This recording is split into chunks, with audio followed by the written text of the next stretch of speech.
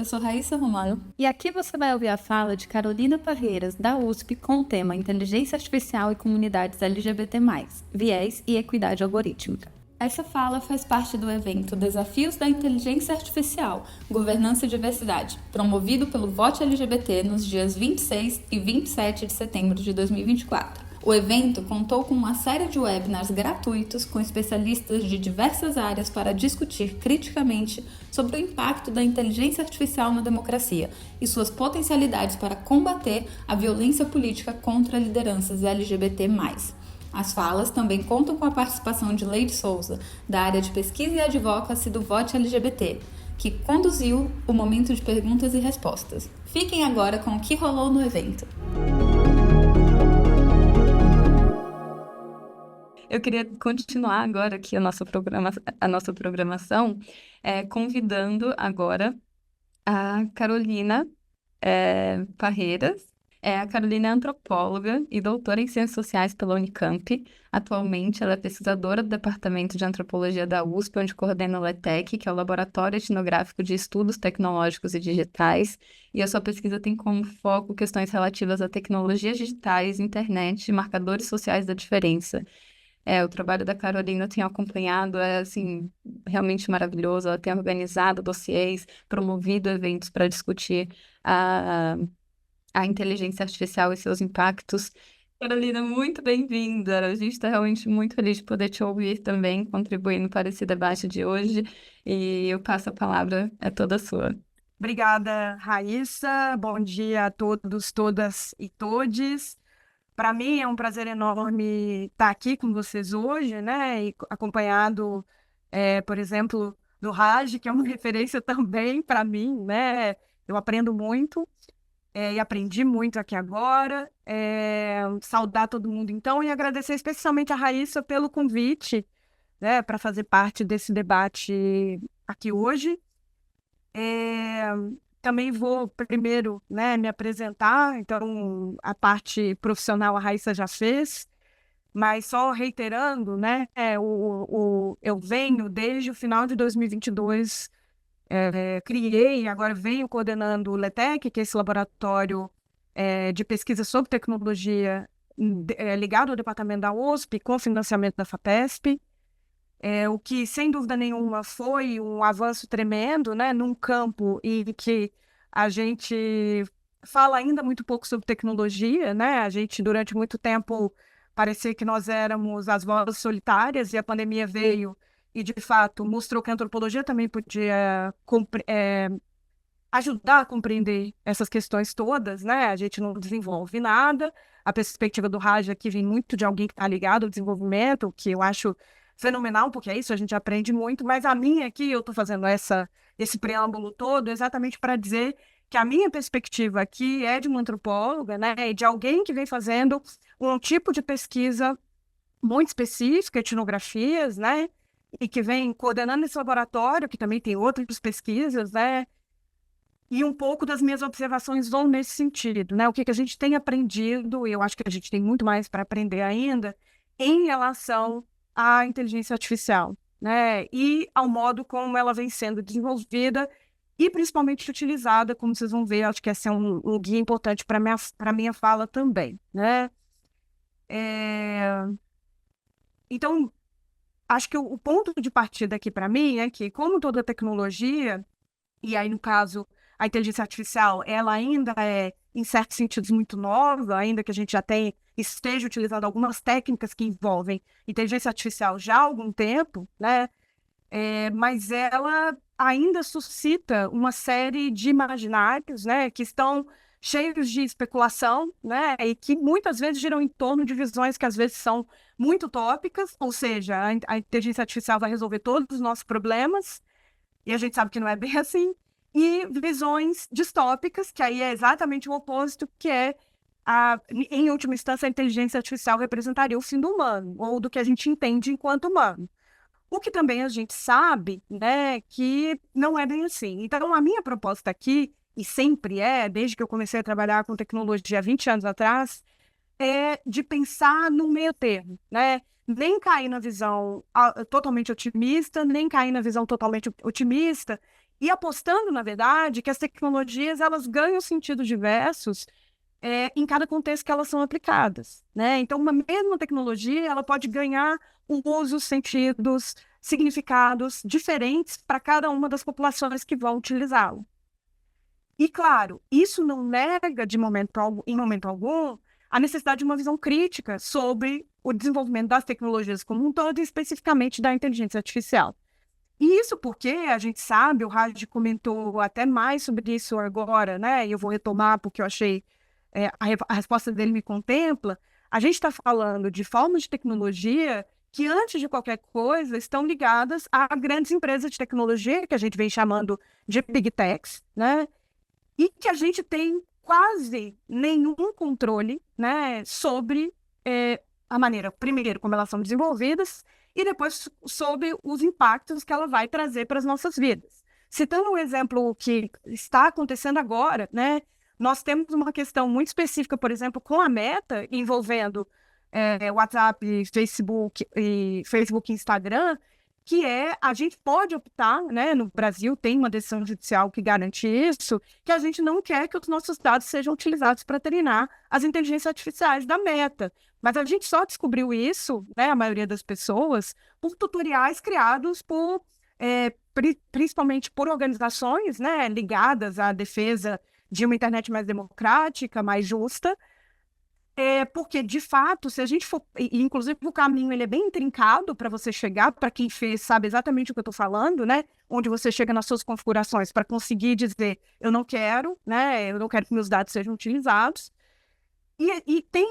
Eu acho que lidar com as Big Techs é lidar com essas questões o tempo inteiro. A gente está lidando com isso cotidianamente, né? A gente está lidando com isso em todos os momentos e, ao mesmo tempo, a gente está utilizando, basicamente, tudo que a gente utiliza está ligado a essas grandes empresas, né? E se tem algo que a antropologia tem insistido muito, né, em relação à contribuição que a gente poderia dar por entendimento das tecnologias, e eu acho que para a inteligência artificial isso casa perfeitamente, é apostar e levar à frente a ideia de que nós estamos lidando com tecnologias que são opacas. E se elas são opacas, elas só deixam a gente ver aquilo que interessa para a empresa. De resto, a gente está lidando num campo em que a gente não sabe praticamente nada, né? E aí eles vão dizer, bom, eu não posso liberar para vocês o meu algoritmo, né? Ou os meus algoritmos, porque isso é meu segredo de empresa, é meu segredo comercial. Mas, ao mesmo tempo, são esses algoritmos que estão definindo a nossa vida em vários momentos. E isso, aqui, no caso da inteligência artificial, a gente tem muito. O ChatGPT já foi citado aqui, né? Porque a gente tem falado muito das IAs generativas. Eu acho que a maioria das pessoas passa a falar de inteligência artificial por causa do ChatGPT e afins, né? Gemini no Google, o Sora, que é para criação de imagens, por exemplo, DALL-E. São essas ferramentas generativas, né? Ou seja, aquelas que vão gerar conteúdo a partir do input que a gente coloca, eles geram, e aqui a gente teve o texto, né? Que seria, se a gente tivesse tempo aqui, seria ótimo, porque o Raj não é um brasileiro, mas um de nós, brasileiro ou brasileira, reagir à maneira como aquele texto foi criado pelo ChatGPT para definir a vida de uma pessoa queer paulistana, por exemplo, né? Vivendo numa grande cidade do Brasil, porque ali tem uma série de equívocos, né? Assim, para além dos que ele já apontou. Então, as IAs generativas fazem exatamente isso, o mesmo com as imagens, né? Se a gente e faça o teste, né? Pede o Sora para gerar a representação, como é que ele representaria um homem gay. Grande parte das imagens, e eu fiz o teste antes enquanto preparava a fala, né? Grande parte das imagens vão estereotipar totalmente a imagem que vai aparecer. Primeiro, porque tem um apagamento da questão da raça. São pessoas brancas, em geral, e quase sempre, né? Só teve um dos casos em que apareceu uma pessoa de cor, né? Uma pessoa negra. Então, esse é um primeiro problema, né? Você tem já aí um apagamento que se junta com uma outra construção de diferença aqui, que é a questão LGBT, que ia mais, né? Você tem homens que são apresentados com um tipo de corpo ideal. É um corpo branco, um corpo malhado, principalmente, né? E a gente sabe que isso, de fato, responde apenas por uma parte, talvez uma parte muito pequena, do que seria, a população de homens gays, né? Ou que se identificam enquanto gays. Se você coloca, por exemplo, mulheres trans, o Raj comentou isso e eu tive o mesmo resultado. É uma hipersexualização do corpo de uma mulher trans, né? Em momentos que resvalam mesmo, né, num jogo erótico, quase como se essa figura só pudesse ser representada dessa forma, né? E também branco, né? Mulheres lésbicas, vai aparecer a figura da Butch, né? Todas, né? Não apareceu nada diferente disso, pelo menos no retorno que eu tive quando eu fiz a simulação. E no caso de pessoas não binárias, por exemplo, né? É ainda mais difícil, porque ele não entende. A gente estava falando agora, e eu acho que ontem foi um guia da discussão por tudo que já foi dito aqui, né? O quanto os modelos, né, a partir do treinamento que foi dado, eles não entendem algumas das categorias que a gente está colocando. Esse é o caso, por exemplo, do não binário. Vão aparecer figuras que, de fato, poderiam ser, a gente poderia incluir, né, ou classificar de diferentes formas, e várias delas não cairiam dentro do que se entenderia como não binário, né? Exatamente porque parte de um estereótipo. Exemplo, várias dessas figuras que entram como não binárias, elas têm os cabelos super estilizados, né? Acho que essa é a marca principal, pelo menos, do que eu encontrei nessa simulação, né? E isso no Sora, tá? Foi o que eu utilizei, depois vocês podem utilizar outros e descobrir. E a gente tem também outros tipos de IA. Aqui eu estou falando só da generativa, né? A gente tem toda a IA preditiva. É criar um sistema que vai prever padrão de comportamento para decidir, por exemplo, isso tem sido utilizado no Brasil, principalmente nesse ponto, o banco vai decidir se eu tenho ou não acesso a crédito, se eu posso ou não financiar uma casa, se eu posso ou não comprar um carro, se eu sou elegível ou não para determinadas atividades da minha vida que envolvam necessidade de financiamento, por exemplo. Mas a gente tem IA preditiva em coisas muito mais simples da vida, como, por exemplo, chatbots, né? Eu imagino que quase todo mundo que está aqui já utilizou um chatbot, né, em algum momento. E os chatbots, eles foram vendidos como uma grande revolução, inclusive, dentro das empresas, né? Porque agora eu contrato menos pessoas, coloco um chat para responder as dúvidas dos meus clientes, né? Ou responder essas questões. E, na verdade, tem uma análise incrível do Cory Doctorow, que é um autor que eu gosto muitíssimo, né? Que tem falado sobre essas questões de tecnologia há muitos anos, né? Desde que da internet de disquete, a gente poderia dizer assim.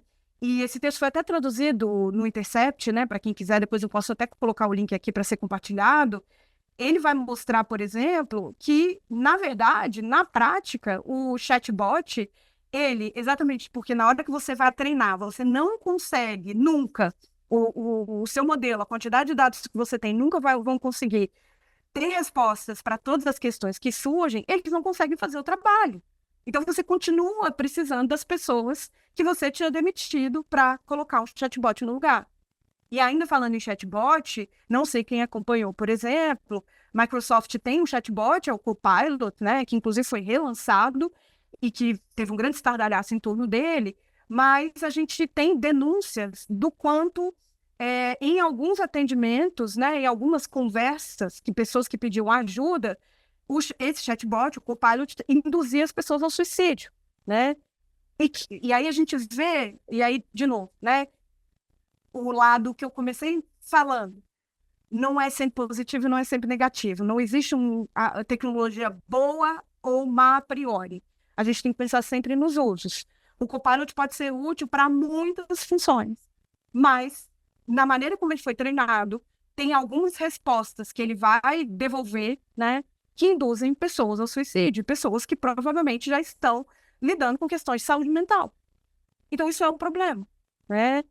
E que a gente entra num problema que me parece fundamental, e aí quando a gente está lidando com o desenvolvimento, que já foi falado aqui, mas eu vou retomar para partir dele, para ir para a parte que eu quero dar mais foco, que a gente precisa de melhores dados para treinar, né? O problema é que os dados que são utilizados para treinar as inteligências artificiais são os dados que estão disponíveis. E esses dados já vêm enviesados, eles já vêm carregados de todas essas questões, né? Vou dar um exemplo de um projeto que eu acompanhei muito de perto, né? Porque é uma parceira do LETEC que coordena, que é uma antropóloga, assim como eu, ela é uma antropóloga indiana, mas que está na Universidade de Munique, a Sarhan Dupa, e ela coordena um projeto chamado AI for Dignity, inteligência artificial para a dignidade. E aí eles fizeram recentemente uma pesquisa comparativa que envolvia dados da Alemanha, da Índia e do Brasil. E eles estavam tentando pensar, né? E eles utilizam... Ah, que ótimo! A Luiz trabalha com essa rança. E eles estavam tentando pensar, né? Numa pesquisa centrada na pessoa, né? Como é que você poderia utilizar... E a Sarhana esteve no Brasil, inclusive, há um ano atrás, fez uma fala belíssima, incrível, lá no LETEC com a gente na USP. E a pergunta que ela fazia ali, e que eu vou reproduzir aqui, é: a inteligência artificial pode nos ajudar a combater o ódio, né? E a resposta ali, e ela, ao mostrar os dados do AI for Dignity, o que a gente via é que é muito difícil treinar esses modelos. Eles podem, em alguns momentos, quando o ataque é muito nítido. Mas, por exemplo, no caso do Brasil, existiam alguns tipos de ataque que eles tinham mapeado, né? Ataques de ódio, de discurso extremo, que, por exemplo, e que diziam respeito a populações periféricas no Brasil, que era mais um CPF cancelado. Uma frase muito comum no Brasil, a gente sabe disso, foi popularizada por um programa desse sensacionalista de televisão, em que você comemora a morte de alguém que você localiza enquanto bandido, normalmente uma pessoa periférica negra, né, pobre. Então, esse tipo de ataque, por exemplo, isso é um ataque, isso é discurso de ódio, mas as ferramentas todas, né, na programação, a inteligência artificial que estava sendo utilizada, ela não conseguia reconhecer. Ela só reconhecia aquilo que era nítido, por exemplo, uma ameaça de morte. Então, é um desafio ainda, né, para a gente pensar como é que a gente entra nesses outros meandros. A Leide acabou de citar aqui, sapatão, é um termo super comum no Brasil, que pode ser tanto uma maneira de se afirmar, e é isso, é dúbio mesmo, né? Pode ser contraditório, mas também pode ser uma forma de acusação, né? Ou viado, né? Pode ser uma forma de acusação. Como você faz uma inteligência artificial, né? Ou você programa esse sistema para que ele reconheça isso como uma forma de agressão. Porque não necessariamente isso vai estar, né, nessa polissemia que as palavras ganham. E eu acho que aí é um dos desafios, é claro que eu não tenho a solução, acho que nenhum de nós aqui tem, né? Esse é um problema que a gente tem que lidar, né? E o que eu queria chamar a atenção, e eu acho que é onde a antropologia contribui mais, é na parte do uso. Porque a gente falou muito aqui até agora na questão do desenvolvimento. Mas a gente está falando de tecnologias, e a inteligência artificial aqui como esse grande exemplar, que são tecnologias que vêm passando por um processo cada vez maior de se tornarem mundanas. Eu gosto bastante desse termo, né? Exatamente porque ele nos leva a pensar no quanto essas tecnologias passam a ser incorporadas na nossa vida, a tal ponto que elas se tornam um senso comum para a maioria das pessoas. É claro que aqui eu estou partindo de um pressuposto e já reconhecendo que nós vivemos num país em que as desigualdades digitais, elas são algo existente e que ainda que a gente precisa lidar mais nitidamente. E como parte dessas desigualdades digitais, inclusive, o acesso e o entendimento, inclusive, do funcionamento dessas formas de inteligência artificial que a gente está falando aqui, ele para a maioria das populações periféricas, que é onde eu tenho feito pesquisa em favelas já há alguns anos envolvendo tecnologia, isso aqui é quase como falar grego. Eles, sinceramente, eles sabem o que é o ChatGPT, mas não têm um entendimento de que isso é uma forma, por exemplo, de criar um tipo de conhecimento enviesado, ou um tipo de conhecimento racista, ou LGBTIQIA+, fóbico, né? Então, a gente tem que lidar com isso também. E o outro ponto é que, se é mundano, é cotidiano. Nós estamos lidando com isso o tempo inteiro e nós precisamos de formas, me parece, mais efetivas de dar conta desses dois lados. Não só do desenvolvimento, mas também de como isso vai ser utilizado pelas pessoas. E aí, muito inspirada pelo texto que nós recebemos quando fomos convidadas, né, para participar desse debate, e tinha lá uma afirmação no texto que dizia, falava do viés, o viés está no título desse encontro, né, mas falava também do quanto o viés não dá conta de tudo. E eu concordo, né, viés é a melhor palavra que a gente tem, eu diria, né, mas ele não dá conta, por exemplo, das consequências práticas que essas tecnologias e as formas de uso perniciosas dessas tecnologias têm na vida das pessoas, por exemplo. Eu acho que ele dá muito mais conta do desenvolvimento ou da nossa apreensão de como essas coisas estão funcionando, né, ou como elas são colocadas para funcionar, do que, na verdade, apontar que a programação algorítmica é racista, transfóbica, LGBT, mais fóbica, é misógina, é classista, é etarista, é capacitista, do que entender na prática como é que isso afeta a vida das pessoas. E como é que nesse processo de ser cotidiano, ser incorporado e ser mundana, essa tecnologia traz consequências que muitas vezes são desesperadoras, né? Como, por exemplo, eu acabei de falar aqui, essa sugestão, por exemplo, né, de levar uma pessoa ao suicídio. E para finalizar, né, a minha fala, e para tentar ser um pouco positiva, né, eu diria, né, que frente a todos esses desafios, acho que um bom passo para a gente avançar, já foi falado aqui também, mas só retomando, porque eu acho que ele é fundamental, é a questão da regulação, né? A gente precisa, até mesmo para a gente pensar no que vem depois, né? A gente precisa, de fato, falar e pensar seriamente sobre regulação, né? E eu diria que a gente precisa de um processo parecido com o que a gente teve com o Marco Civil da Internet há anos atrás, que não uma legislação que venha de cima para baixo, mas que haja a participação da sociedade civil. A gente teve uma consulta, inclusive, recente, né, do Comitê Gestor da Internet no Brasil sobre inteligência artificial. Esse é um passo, né? Eu acho que é muito positivo. Agora é ver o que essa consulta traz e tentar bancar o mesmo processo que foi feito para o Marco Civil. E a outra questão é que a gente tenha de volta um governo que passe a investir, como investiu um dia, em questões como software livre, né? Lembrando que foi esse mesmo governo, né? Foi o governo Lula. Todos os sistemas governamentais eram de software livre naquele momento, durante os governos do PT. O Temer, quando o golpe acontece, a gente tem a volta, né, dos todos os sistemas proprietários, mas a gente precisa voltar a ter uma política para pensar seriamente, não só na regulação, mas também em como isso vai chegar às populações, partindo do pressuposto que a gente está lidando com um país gigante, altamente desigual, né, socialmente, e que também é desigual digitalmente, né? Eu agradeço mais uma vez, fico à disposição aí para o debate. É um prazer estar aqui com vocês, né? Agradeço mesmo pelo convite e fico à disposição. Quem quiser me acha aí pela rede, eu estou em todas elas.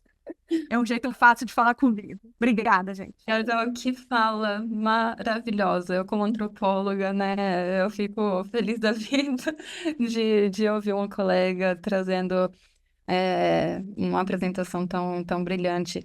E sim, realmente, o termo viés, né, quando eu trouxe aquele ponto no texto base, o quanto não dá conta da gente realmente abarcar sobre os prejuízos, sobre a exclusão, realmente na dimensão prática de como os grupos marginalizados muitas vezes estão sendo afetados por isso. E a questão da linguagem, do léxico, sabe?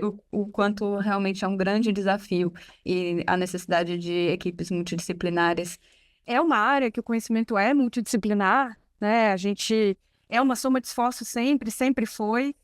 E eu acho que tem que continuar sendo, mas a gente tem que investir mais nisso. E eu estou dizendo da perspectiva de alguém que pesquisa Brasil e que está fazendo pesquisa no Brasil, né? Eu acho que são poucas as experiências que a gente tem ainda, infelizmente, que juntem nesse campo outras disciplinas para criar um corpus de conhecimento mais rico, né? Na verdade. Então, e eu estou dizendo porque eu acho que a gente agora está mais aberto, né? Sem dúvida nenhuma, mas durante muito tempo as disciplinas foram muito fechadas em si mesmas. A gente está falando é isso, o antropólogo dialoga no máximo com um sociólogo e de vez em quando com a ciência política, né? E hoje tem alguns campos, né, os estudos de ciência e tecnologia como um todo, mas a antropologia digital agora, em que a gente vem trazendo essas outras referências. E eu acho que a gente tem que fazer isso, né? E também, né, esse investimento na ciência de dados, na programação, de ensinar isso desde a graduação no curso de humanas, que é uma coisa que a gente não tem, né? Você vai ver, vai ter 2 aulas sobre isso no curso de metodologia, e eu tenho, essa é uma das minhas lutas atuais, né, de que a gente tem que começar isso desde cedo. E só fazendo um comentário, algo que a Leide falou, né, tem um dado do Brasil que é um pouco assustador, né, a gente continua dependendo de programação, de profissionais de tecnologia da informação no Brasil, que são, em maioria, homens, brancos, altamente estudados, de classe média e média alta. Tem um livro, e aí essa dificuldade já está um pouco desatualizado, da professora Bárbara Castro, do Departamento de Sociologia da Unicamp, em que ela trabalhou com as mulheres da TI, né? E no livro, naquele momento, só 19% do mercado era ocupado por mulheres. Pensem, gente, o tamanho do buraco que a gente tem ainda para lidar, né? Então, eu acho que esse dado é muito importante, porque são as pessoas também que estão desenvolvendo inteligência artificial, que estão desenvolvendo desde o site mais básico até a tecnologia, o sistema mais complexo que a gente puder imaginar. E a gente tem que lidar com isso também. A gente tem hoje, né, boas iniciativas no Brasil de inclusão de mulheres, né, e de população LGBTQIA+, principalmente mulheres trans, e homens trans, né, no desenvolvimento de tecnologias, e eu acho que esse é um caminho importantíssimo para a gente avançar. E no mais, eu agradeço mais uma vez o convite e também fico bastante ansiosa pela próxima. Contem comigo sempre. Muito obrigada, Carolina. Eu reagi, essa que a gente já passou o tempo, reagir também à parte que você mencionou, o Marco Civil da Internet, né? Eu acho que é nosso desafio de continuar provocando a legislação. A gente atuou muito nisso via Coalizão Direitos na Rede, né? De continuar engajando todo mundo nesse debate, porque também é algo que, por não nos caber, né? Aquilo também que estava falando, olha, nem eu não consigo fazer isso. Acho que foi algo que o Rádio trouxe. Eu não vou entrar nesse campo das pessoas queer que fazem parte dos desenvolvedores, da tecnologia, né? De começar a reconhecer que é um espaço para nós e também conseguir participar e se engajar nas discussões, né? Popularizar esse diálogo que às vezes parece tão difícil. Eu acho que essa é uma missão nossa também. E muito obrigada por sua participação. Vou passar para a Raíssa fazer o agradecimento final. E queria reforçar realmente o agradecimento, foi maravilhoso.